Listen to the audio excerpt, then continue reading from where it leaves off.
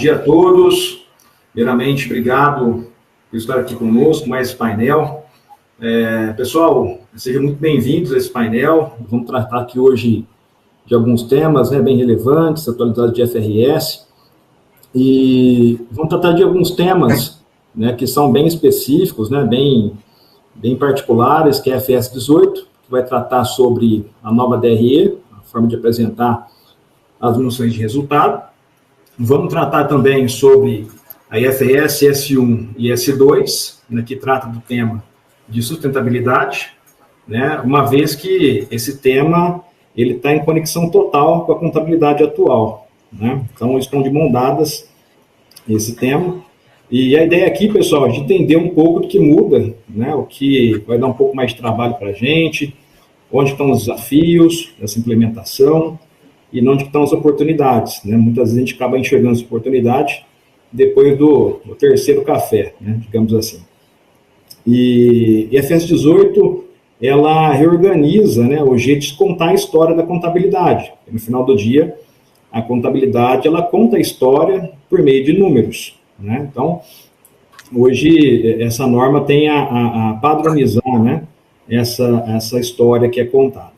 E assim, não dá mais para a gente contabilizar, né, ou aglutinar informações na missão do resultado, né, muito em outros resultados, despesas, outras receitas, que muitas vezes os contadores acabam colocando várias informações lá dentro, né.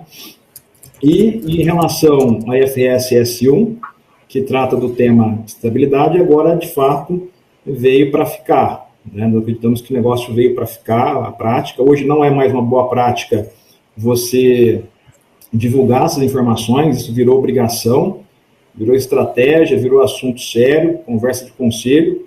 Então, a ideia é a gente tratar desses assuntos aqui. E para ajudar a gente a navegar nesse mar dessas normas, eu queria apresentar para vocês aqui o Vitor Silva.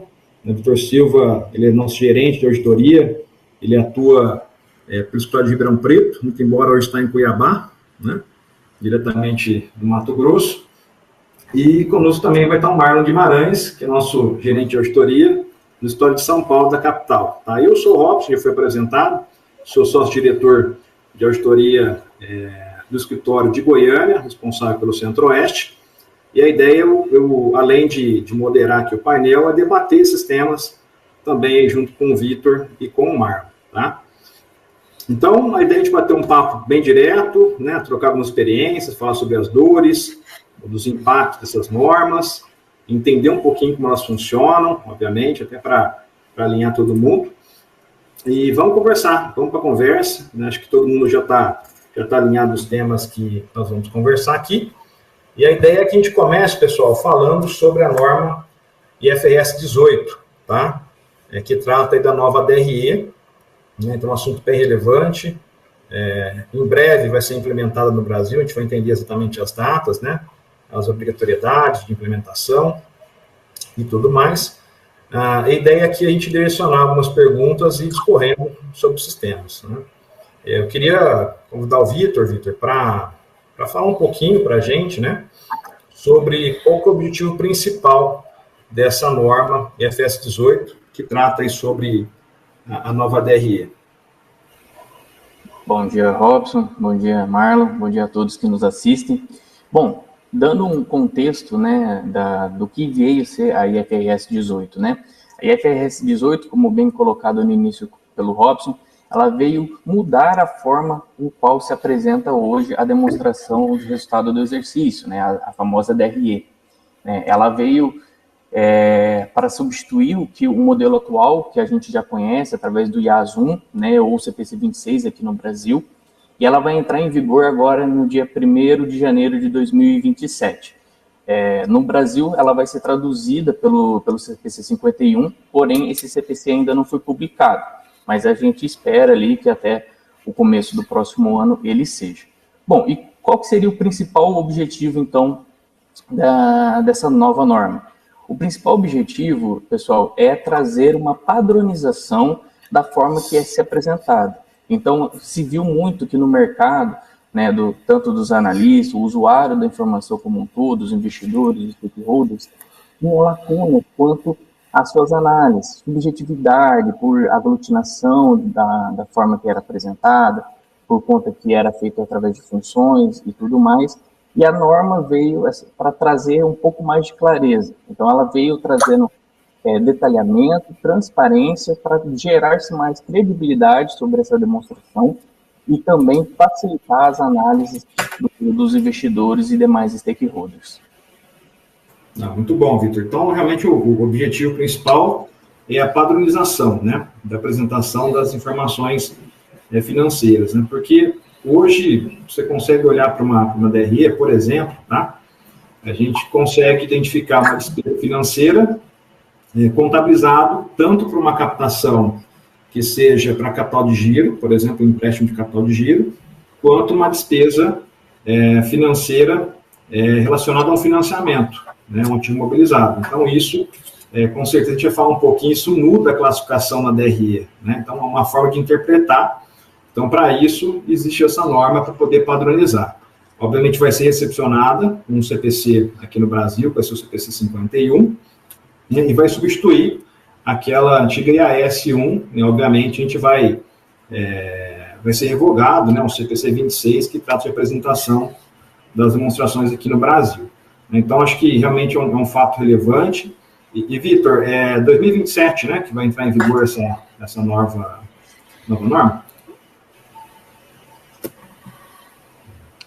Bom, as mudanças que vai vir com a nova norma, elas são a criação de 5 categorias, né, de classificação de receitas e despesas, né. Ela vai se assimilar muito com a demonstração de fluxo de caixa, apesar de ter finalidades distintas. E quais seriam essas categorias, né?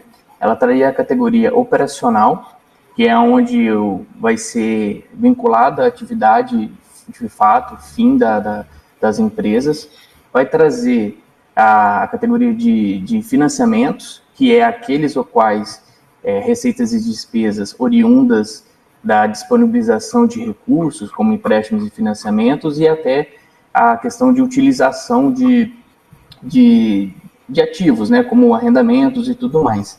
Vai trazer a categoria de investimentos, né, que seja desde uma aplicação financeira até os valores de equivalência patrimonial de uma empresa que tem investimento em outras e que não seja a sua finalidade fim, investir nessas demais empresas, e aí a parte de impostos e operações descontinuadas. Então, ele trouxe essas 5 categorias, deixando de forma bem mais detalhada a DRE, né? Além do mais, ela vai trazer também alguns subtotais obrigatórios, né? Então, o que ela vai trazer? Ela vai trazer o lucro operacional e o lucro antes do resultado financeiro de impostos. O lucro antes do resultado financeiro de impostos, a gente já até tem no modelo atual da DRE, mas ela vai trazer isso como uma obrigação, e o lucro operacional também. E perceba, né?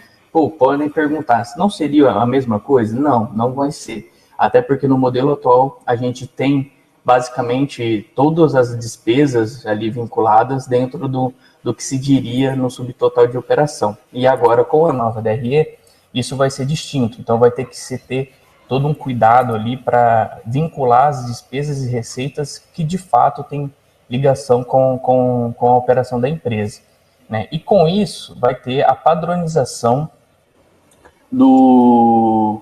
das práticas contábeis para fazer essa apresentação de fato, para trazer o quê? Maior comparabilidade entre os relatórios financeiros, vai trazer uma estrutura bem mais detalhada, o que vai beneficiar tanto o leitor, né, todo o usuário da informação, porque vai trazer uma análise melhor sobre a eficiência operacional da empresa, vai trazer oportunidade de verificar as estratégias de investimento, aonde alocar, quais são os recursos, o que está gerando de lucratividade dentro da empresa e melhorar, consequentemente, as decisões gerenciais. Perfeito, Vitor. Então, as grandes mudanças vão ter agora os subtotais obrigatórios na DRE, né? Por exemplo, a gente vai segregar lá o que é o lucro operacional, né? O que é o lucro antes do resultado financeiro, né? E os impostos. Então, isso é obrigatório na nova DRE, né? isso vai facilitar a comparabilidade e a padronização das informações, então a gente entende que isso vai ficar mais fácil para o investidor conseguir comparar os segmentos, os modelos de negócio. Então, acho que é um ponto super importante. Existiam alguns gaps, né, nessa comparação. Então, tanto é que essa mudança de apresentação, pessoal, ela vem na linha, de fato, para você conseguir atender o mercado do investidor. Esse acho que é o grande objetivo da padronização. Você tem uma contabilidade mais analítica e mais comparável. Então, é muito bom. E as categorias, né, Vitor, que você colocou, operacional, financiamento, investimento, impostos, né, e operações continuadas, você vai se assemelhar, como você bem disse, muito com aquilo que é apresentado hoje no fluxo de caixa. O fluxo de caixa já tem essa classificação do operacional, investimento e financiamento. Né? Então, acho que é a linha mesma, você trazer para a noção de resultado as atividades conforme as suas categorias de fato, né? Na realidade, ajustar isso na DRE, que hoje ainda não está muito bem classificado. Né? Por exemplo, hoje o resultado positivo de equivalência patrimonial, você trata lá junto no grupo de operacionais, né? Então, na verdade, você vai ter que tratar na onde? Na rúbrica de investimentos, né? Resultado com investimentos. Né? O financiamento, como eu disse, né? Financiamento ou investimento, esse empréstimo que foi captado, essa despesa de juros, ela está associada ao giro da empresa, ou seja, à operação do negócio, ou financiamento de uma máquina, por exemplo, de uma indústria. Né? Vai mudar a classificação dessa despesa financeira relacionada a esse contrato de financiamento ou de empréstimo. Né? Então, realmente, para alguns segmentos, isso tem um impacto muito relevante. Então, a ideia é que você padronize e consiga ter uma maior comparabilidade aí nos segmentos que você transitar. Né? Tá bom, Vitor, me fala um pouquinho aí sobre, né, a mudança aí para os stakeholders, né? Me fala aqui qual que seriam os ganhos, né, dessas implementações para os investidores. Bom, o grande ganho, né, igual a gente já vem comentando, para os stakeholders, é a questão do aumento da transparência e, consequentemente, confiança desses dados, né? Então, no modelo atual, muito se tinha, igual você mesmo mencionou, Robson, a questão de omissão de alguns dados, alguma subjetividade quanto à classificação de algumas contas, para definição, por exemplo, do que é operacional e o que não é.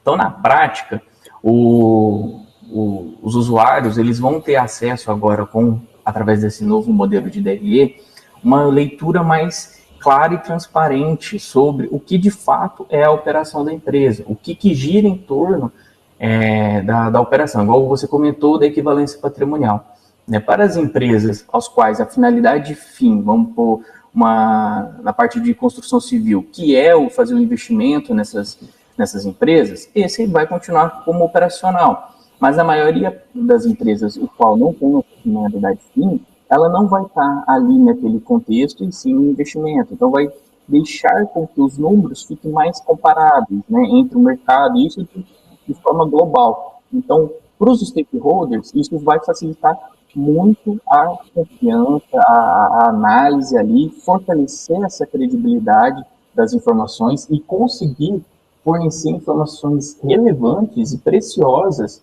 para poder fazer uma análise, uma captação melhor de recursos ali, de investimentos. Então, esse é o grande benefício para os stakeholders, né? E para o usuário como um todo, o grande benefício é você trazer, de fato, uma maior clareza ali para os seus usuários, né? E você ter uma orientação melhor de como classificar as contas, né? Então, muitas se tinha que, como que eu classifico isso, como que eu apresento, acabava não tendo uma certa orientação bem definida do como tratar, e eu acabava tratando isso como outras, né? E que com essa nova norma, isso vai deixar de existir. Por quê? Vai ter uma orientação bem mais centralizada, bem mais orientada, vai conseguir fazer com que você traga esse detalhamento maior e, consequentemente, essa questão de outras, né, quando a gente não tinha essa clareza, ela vai acabar deixando de existir. Tá? Então, essa é o grande benefício que a norma traz aí, tanto para o usuário do dia a dia, quanto para os próprios stakeholders ali, os investidores. Não, perfeito, Vitor. Realmente Isso reduz, né, a manipulação, né, das contabilizações, você cria padrões, né, você você, na verdade, coíbe, né, a omissão de dados. Quando você contabiliza naquela conta de outros, isso pode omitir alguns dados relevantes, né, do negócio. Aumenta a confiança, né, para o investidor. Isso pode atrair a atração de capital, seja tanto nacional quanto internacional. Então, de fato, o stakeholder ele tem uma confiança maior naquilo que é apresentado na demonstração, né? Muito bom, Vitor. E passando agora a palavra para o Marlon.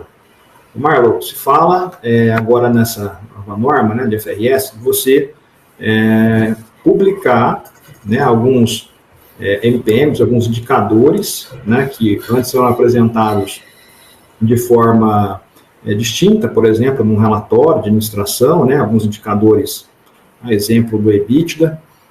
Me fala um pouquinho como é que vai funcionar isso com a implementação dessa IFRS 18. Perfeito. Bom dia a todos, bom dia, Robson, bom dia, Vitor.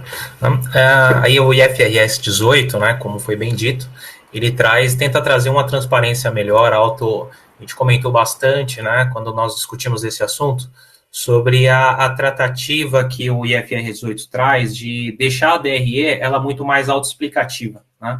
Antes a gente precisava ler as notas explicativas, entender o contexto operacional da empresa para depois, com essas informações, analisar a DRE. Eu acredito que o IFRS 18 tenta mudar essa forma de visualizar, deixando ela cada vez mais clara, mais objetiva e mais autoexplicativa.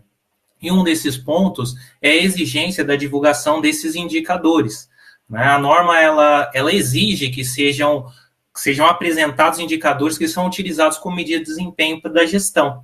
Então, qual que é a medida, o que você analisa na sua DRE? Como que a gestão indica que o resultado ele é positivo, que o resultado é negativo? Porque nós sabemos lá que, às vezes, o lucro contábil ou até o lucro fiscal, ele não necessariamente ele indica se a empresa está indo bem, se a empresa está indo mal, se o produto é rentável, se ele não é rentável.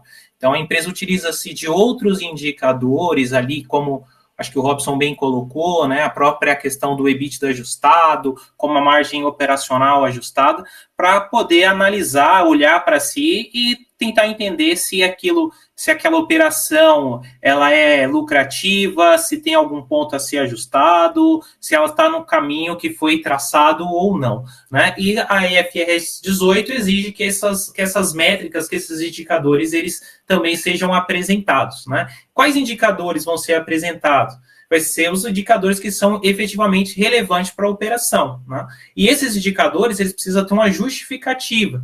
Você precisa apresentar uma nota explicativa por que você está divulgando esse indicador, porque às vezes você tem inúmeros indicadores, né? Então você não pode indicar aquele que é o melhor, mas você tem que justificar por que aquele indicador é relevante para a sua operação. Isso tem que ficar muito claro na sua nota explicativa. E também a métrica, como que foi calculado, como que você chegou nesse número e qual a consideração final da administração para dizer que esse indicador ele é positivo ou ele é negativo, né? De forma clara, né? Para refletir efetivamente qual que é a visão da administração sobre o desempenho da operação, né? E também que esses indicadores, né, por que a importância de apresentar a metodologia de cálculo? Porque isso tem que ser possível reconciliar. Você vai apresentar um índice, um indicador, a administração vai falar que esse indicador está positivo, mas você tem que apresentar qual maneira que você está calculando, né, para que o auditor ou qualquer outro usuário da informação possa confirmar aquela informação. Acho que foi, como foi dito aqui também, assim, muitas vezes havia alguns indicadores que eram colocados na carta da administração, no relatório da administração, que eram números aí muitas vezes soltos, que você não conseguia, você tinha uma dificuldade enorme para você conseguir conciliar esses números, esses indicadores, com as demonstrações financeiras, né? E com essa nova exigência do IFRS, ele determina que isso tem que ser transparente e que seja possível de reconciliação, trazendo cada vez mais credibilidade e confiança para as demonstrações financeiras. Perfeito, Marlon. Então, a questão agora passou a ser exigido, né, que você divulgue isso junto com a demonstração financeira, vai integrar as demonstrações financeiras, obviamente vai ter uma recepção de tudo isso aqui no Brasil, né? Imagino que no CPC 51 venha direcionando como fazer isso, até porque é um assunto relativamente novo, né? Ainda não saiu esse CPC, mas você, de fato, vai ganhar mais credibilidade, né? A empresa ganha mais credibilidade porque hoje as empresas divulgam essas informações, muitas vezes, no relatório de administração, né? Até porque a CVM, ela proíbe que você divulgue, né, por exemplo, um EBITDA, né, na empresa regulada, obviamente, junto com as ações financeiras, né? E agora, se você realmente acha que isso é relevante para o teu negócio, né, e quer divulgar isso, para isso existem algumas regras, né? A primeira é que seja reconciliada com a informação contábil, né? Então, tudo vai ter que ser conciliado e também garantindo, de fato, a transparência daqueles números. Então, é uma mudança relevante para o mercado, a gente vai ver isso com bons olhos, em virtude da insegurança que se tinha nessas divulgações, né? Talvez nos releases que as empresas divulgavam, né? Então, existia uma dúvida, como você mesmo disse, poxa, será que isso aqui está conciliado? Como é que eu vou fazer esse link, né, dessa informação? Então, agora, acho que vai ficar mais fácil aí a interpretação desses números, né? Perfeito. Assim. Bom, Vitor, em relação à questão de outros, você até comentou, né? Outros, você quer complementar em relação à despesa, ou receita, fundo das outros, qual é a recomendação da norma? Claro. Robson, então, a questão da norma, a recomendação dela é que se deixa de existir, até porque não tem isso expressamente escrito, mas como o objetivo principal da norma é essa clareza, esse aumento, esse detalhamento das informações, ela defende, recomenda fortemente a não utilização de outras receitas e outras despesas, né? Então, deixar de ter essa apresentação mais sucinta, mais objetiva, acabando aglutinando muitas coisas, né? Vai ser necessário fazer essa separação. E até aproveitando, né, para abordar a questão de quais seriam os principais desafios que tem para a adoção dessa norma, ela vai entrar justamente nisso, que é você fazer a adaptação do seu processo, né, do seu sistema ali, para que identifique a origem dessas receitas e despesas, né? Então, para categorizar naquelas 5 categorias que a gente já mencionou, e fazer toda a adequação também dos seus RPs, né? As empresas, na prática, elas vão ter que reestruturar os seus planos de contas, fazer os ajustes ali dos seus RPs, e isso vai ser um grande desafio na prática. Além de que vai ter também a questão da capacitação das equipes, que vai precisar fazer um todo de treinamento, porque a gente já estava acostumado com uma metodologia difundida há anos, né, da forma que estava feita, e toda mudança ela vai gerar, então, essa dificuldade. Fora que a questão dos alinhamentos também com a legislação fiscal, né, os outros tipos de legislação brasileiras, que vai ser importante para não ocorrer nenhuma não conformidade ali nesse processo de transição.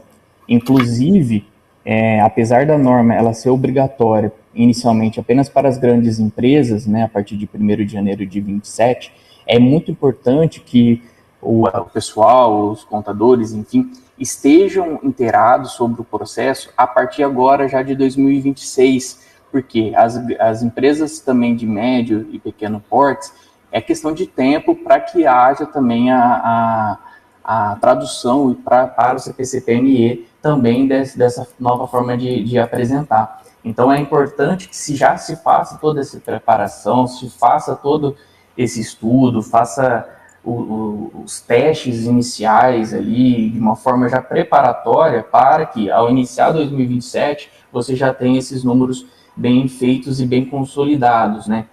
Tanto porque vai ser necessário que faça também os números comparativos com 2026. Então, o quanto antes os nossos colegas aqui iniciarem essa adequação à nova norma, ela vai ser muito bem-vinda. Perfeito, você tocou num ponto super importante, questão da obrigatoriedade, né? A princípio, para as empresas de grande porte, né? Obviamente, que são requeridos aí a aplicar o CPC full, né? E a princípio não tem mencionamento para PME, né? Para as pequenas e médias. Mas é um ponto crucial que que as empresas passem, né, a revisar os seus planos de contas, principalmente as médias empresas, né? Porque no final do dia, elas transacionam com empresas grandes no mercado, né? E essa comparabilidade, ela vai ser necessária. Pô, eu estou comprando de uma média empresa, né, determinado produto. Me manda o balanço dela para eu dar uma olhada, né? Será que a DRE está alinhada com o que eu pratico aqui no meu dia a dia? Então, esse é um ponto super relevante, né? Para isso, acho que já tem que começar a olhar agora, né, para plano de contas, estourar plano de contas, ajustar RP, né, tem um alinhamento aí com a legislação brasileira, né? E para não ter penalidade, né? Seja comercial ou seja regulatória, né? Um tipo de regulação futuramente, né? Então, acho que os passos são esses. Marlon, você quer comentar um pouquinho sobre essa questão? Quais seriam esses passos para poder preparar essas empresas, né? Para elas conseguirem, de fato, implementar esse IFRS 18 o quanto antes? Acho que o principal passo aí para a gente se preparar, né, é já começar a não esperar a exigência da norma e bater na porta, né? Como já foi bem dito aqui, nós temos aí a partir de 2026 essa exigência, né? Ou seja, são as demonstrativos que vão ser apresentados lá em meados de março de 2027, talvez um pouco antes. E se eu começar a me preocupar com aplicar essa norma só em janeiro de 2027, provavelmente eu já vou estar atrasado, né? Foi bem dito, referente à questão de preparar os sistemas operacionais, preparar o RP, verificar suas reclassificações. Agora, eu tenho que classificar mais corretamente, vamos falar assim, os meus resultados, as minhas contas de resultados, separar aí o que é operacional, o que não é operacional. E para isso eu preciso começar a olhar já para o meu balanço, já ali para o meu balancete, já para essa classificação a partir de janeiro do próximo ano. E já ter essas demonstrações financeiras, talvez até intermediárias, já nesse novo formato, para de tal maneira eu conseguir apresentar, cumprir os prazos da norma lá em 2027, com base no exercício 2026. Perfeito, pessoal. Acredito que a gente tenha passado aqui por todas as novidades da norma, né? As implicações, os prazos, né? Quem é requerido a adotar essa norma de forma obrigatória, né? E também de forma voluntária. E agora eu queria já entrar no segundo tema, nosso, até em função do tempo, né? A gente poderia discutir muito aqui em relação ao IFRS 18 ainda, mas vamos tratar aqui das normas que tratam do tema de sustentabilidade, né? Que é IFRS S1 e S2, tá? Então, eu queria direcionar para o Guimarães, você falasse um pouquinho, né, do objetivo principal dessa norma, né, quais são as implicações, né, o que ela vem trazer de novo para o ambiente corporativo. Perfeito. O IFRS S1 e S2, elas são normas aí que foram emitidas pelo ISSB, e ela visa padronizar a divulgação e as informações de sustentabilidade, com um foco específico, né, ali nas informações financeiras relevantes para os investidores. Então, assim, ela linka todas as informações de sustentabilidade, né, que já vem, que não é um assunto novo, a questão de sustentabilidade já é um assunto lá em meados dos anos 2000, já surgiram essa necessidade, essa preocupação em as empresas divulgarem relatórios de relatos integrados voltados para essa questão de sustentabilidade, voltados para a questão do meio ambiente, para as questões, né, de todo o ambiente em que a empresa está envolvida. Isso lá em 2002, 2003, isso veio aí como forma de melhores práticas, melhores formatos de organização para a empresa demonstrar essa preocupação, mais como recomendação, e isso veio evoluindo, né, a se tornar já exigível ao longo do tempo, né? E com a emissão do IFRS S1 e S2, o IFRS, que são normas basicamente financeiras, ele busca padronizar essas divulgações, né? Sempre voltado mais, né, voltado para a questão financeira das informações, né? Trazendo o quê? Um link com as informações socioambientais, mas qual que é o impacto que isso pode trazer para o balanço da empresa? Qual que é o impacto que a questão socioambiental ela vai trazer no meu resultado? né? Ou ela traz, ou ela pode trazer. A gente pode citar alguns exemplos aqui. Olha, eu tive um investimento muito grande na empresa, o que ali acabou prejudicando, por exemplo, o meu fluxo de caixa, mas qual que é o motivo disso? O motivo é que eu estou desenvolvendo, eu estou melhorando a minha operação com um foco mais socioambiental, e eu preciso divulgar isso talvez mais amplamente, porque não é só um investimento, não é um investimento qualquer que eu estou fazendo na minha empresa, ele já é um investimento voltado para essas questões socioambientais. Então, o IFRS, ele traz essa formulação, essa padronização de como divulgar e alguns pontos, algumas métricas que devem ser exigidos, né? Então, é como se fosse um link entre as demonstrações financeiras, né, e o relatório integrado.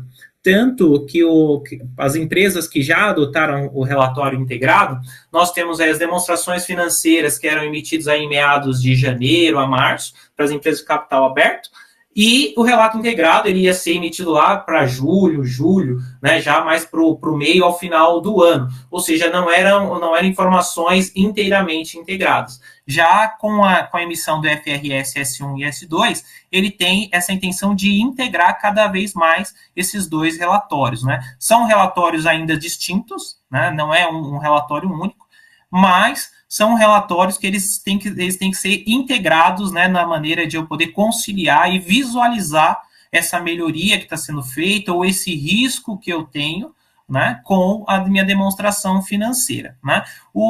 Aí por que S1 e S2? Né? Eu acho que um ponto importante também é que normalmente nós vemos aí a gente falou agora do FRS 18 e agora nós temos o S na frente. O S são as normas referentes à sustentabilidade, né? Então nós temos a primeira e a segunda norma emitida pelo IFRS referente à sustentabilidade, né? O S1 ele vai falar ali sobre os riscos operacionais relacionados à sustentabilidade de maneira geral, né? Algo mais geral, mais genérico, podemos falar assim, né? O S2 ele já é algo mais específico, ele é uma norma mais específica para você divulgar os riscos e oportunidades climáticos, né? Então a gente vai falar especificamente do clima, aquecimento global e por aí vai. É provável, né, com a evolução da norma, que surjam outros normativos relacionados, né, a outras questões também socioambientais, né? Então a primeira específica que nós temos divulgada hoje é o S2, mas com certeza vem mais por aí. Não, excelente, Marlon, sua exposição. Eu acho que um ponto que trouxe no objetivo dessas duas normas, né, é você trabalhar os riscos e as oportunidades relacionadas aos fatores climáticos, né, climáticos ou sustentabilidade em geral. Porque até pouco tempo, até hoje, né, inclusive, são divulgados relatórios, né, relatórios que falam muito sobre oportunidades apenas, né? Isso facilita aquela prática do greenwashing, você dá uma maquiagem verde, né, nos seus relatórios, o investidor, de certo, perdeu confiança nessas divulgações, né? Então, essa norma, ela vem reforçar a confiança. Então, você vai ter que divulgar quais são as oportunidades e também quais são os riscos relacionados a essas ações que você tem na tua companhia, né? Então, isso é um ponto bem relevante do negócio, né? Então, deixe de se apresentar só coisas boas, mas também quais os riscos, qual é o impacto, né, que essa ação que você está fazendo tem, de fato, no meu balanço, né? Então, se vai chover mais, se vai chover menos, né? Qual o impacto que eu tenho na última linha, né, da minha DRE? Então, isso é importantíssimo que seja exposto e vem, acho que, realmente resgatar essa confiança que o investidor muitas vezes havia perdido. Perfeito. Bacana. Falando um pouquinho aqui ainda, Marlon, sobre essas duas normas, né? Fala um pouquinho aí quais são os elementos que foram trazidos pela norma. Fala um pouquinho também quem será o responsável, né? Se existe hoje no Brasil já um órgão olhando para isso, se tem regulamentação. Fala um pouco desse contexto para a gente, por gentileza. Perfeito, né? Acho que a norma ela tem ali os seus 4 pilares principais, né? Quando a gente fala de governança, estratégia, gestão de risco, as métricas, né? E as metas também que devem ser atingidos, né? Tudo isso voltado para os fatores de ESG. Então, assim, a norma, ela vai exigir que você coloque no relatório, nesse relatório, qual que é a preocupação, qual que é a visão da governança sobre esses fatores, qual que é a estratégia da governança, né, referente aos riscos ou oportunidades que possam existir, né, como bem foi colocado aqui também, como que a governança vai enxergar isso, como que ela vai tentar minimizar esses riscos e maximizar essas oportunidades. Tá? E também, principal, acho que o mais aí, um pouco mais difícil, que traz também uma mudança mais significativa, é a questão das métricas e das metas que também precisam ser estabelecidas, né? Então, eu preciso elaborar, eu preciso apresentar no meu relatório, né, deixar muito claro quais são as métricas que são utilizadas para, por exemplo, avaliar qual que é o impacto que a empresa, qual que é o risco, perdão, que a empresa tem, por exemplo, com a questão do aquecimento global, como que eu calculei isso, qual foi a métrica que eu calculei isso para apresentar esse impacto, e qual que é a meta que eu tenho, né, para, por exemplo, para tentar diminuir esse impacto ou maximizar essa oportunidade, né? Aí nós temos aqui, acho que um exemplo bom a gente colocar, por exemplo, a emissão de carbono, né? A empresa emite X valor de carbono durante o ano, né? Essa métrica com que você tem apresentado esse cálculo, ela é uma métrica auditável, ela é uma métrica aceita, ela é uma métrica que possui uma substância forte, eu consigo efetivamente validar aquela métrica. Perfeito. A partir do momento que você apresentou esse número e apresentou essa métrica, qual que é a meta que você tem? Olha, eu emito X quantidade de carbono por ano na atmosfera. Só que eu tenho uma meta de reduzir ou tenho uma meta de capturar novamente, né? Tem a questão de você capturar esse carbono novamente da atmosfera. Quais são as metas que você tem para os próximos anos, né? E também isso é importante que ela precisa ser comparativa, né? Antigamente nós tínhamos relatório da administração, onde o relatório da administração apresentava aí algumas métricas, alguns objetivos, e aí o outro ano continuava as mesmas métricas, o mesmo objetivo, e não tinha comparabilidade.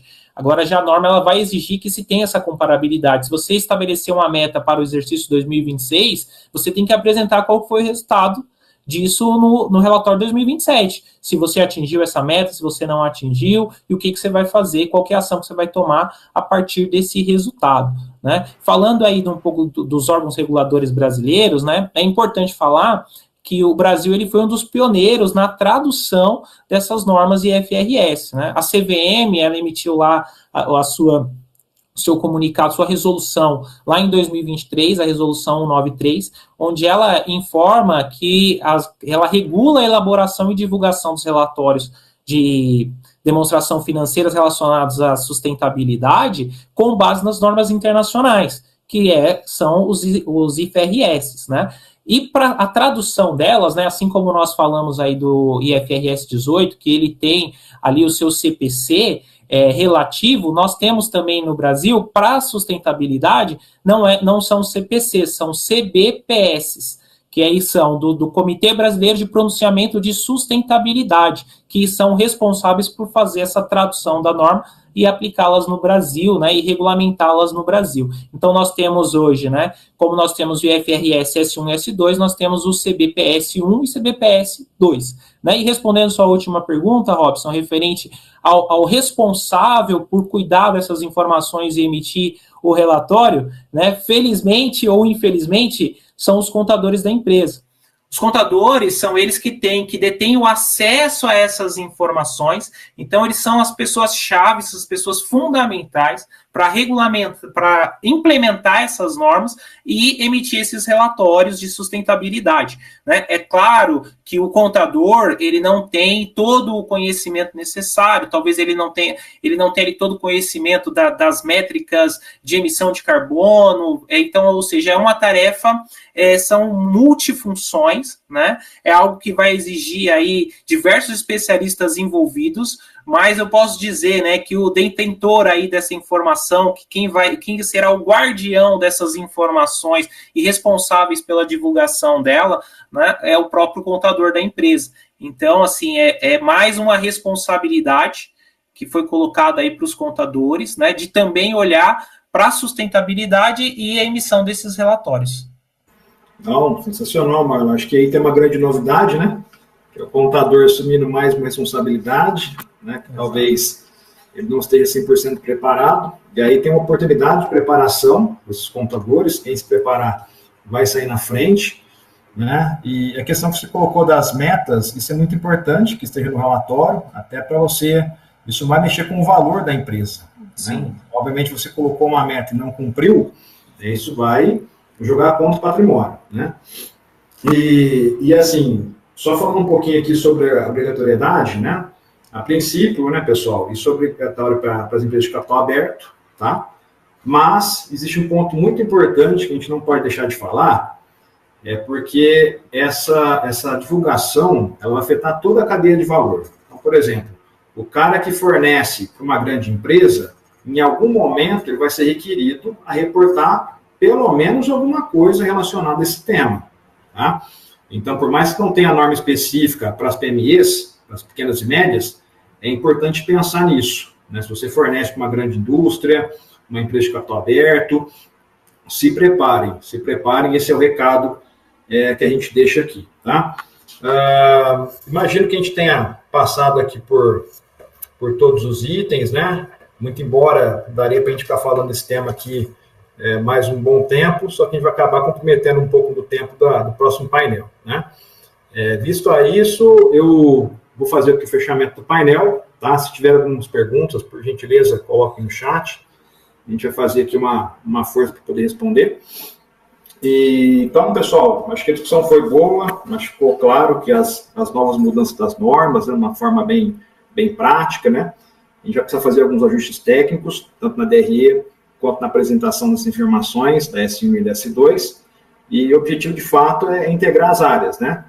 Muitas vezes essas áreas não sentavam juntos, mas agora vão passar a sentar, né? Então, por exemplo, o departamento de ESG, com o departamento de contabilidade, finanças, o fiscal, então todo mundo ali no mesmo barco, né? Então, realmente, de fato, integrou a informação ambiental climática com a informação financeira e contábil, tá? Então, acho que é um requerimento internacional dos investidores, né? Para ganhar um pouco mais de confiança em relação àquilo que está sendo divulgado. Implementado a trabalho, claro, dá muito trabalho, né? Mas também é um tipo de movimento que eu creio que separa, né, quem está cumprindo tabela e que realmente está construindo um futuro diferente dos negócios, né? Então, em função a isso, eu queria agradecer muito aos nossos painelistas, né, a todo mundo que está conosco aqui no nosso debate, né? Obrigado, Marlon, Vitor, pela clareza, pela sinceridade e as provocações. E é isso, pessoal. Agora, vamos seguir para o próximo painel. Vou apresentar aqui o novo painelista, né? A gente vai ter, na verdade, um moderador, que é o Bruno Carvalho. O Bruno Carvalho é nosso supervisor de auditoria, o supervisor de consultoria tributária, perdão, editoria não é. Bruno atua aí já há mais de 10 anos, né, com tributos, tenho certeza que vai moderar o painel com excelência, né? Junto com ele vai estar a Alessandra Lima, que também é supervisora tributária, né, do Grupo PLB, e o doutor Heitor Cardoso, que é nosso advogado do contencioso tributário da BLB. E a gente vai tratar, nesse próximo painel, sobre um retrospecto em relação às decisões e movimentações tributárias dos anos 2024 e 2025. Tá bom, pessoal? Então, obrigado. Espero que tenham gostado e até a próxima. Um abraço.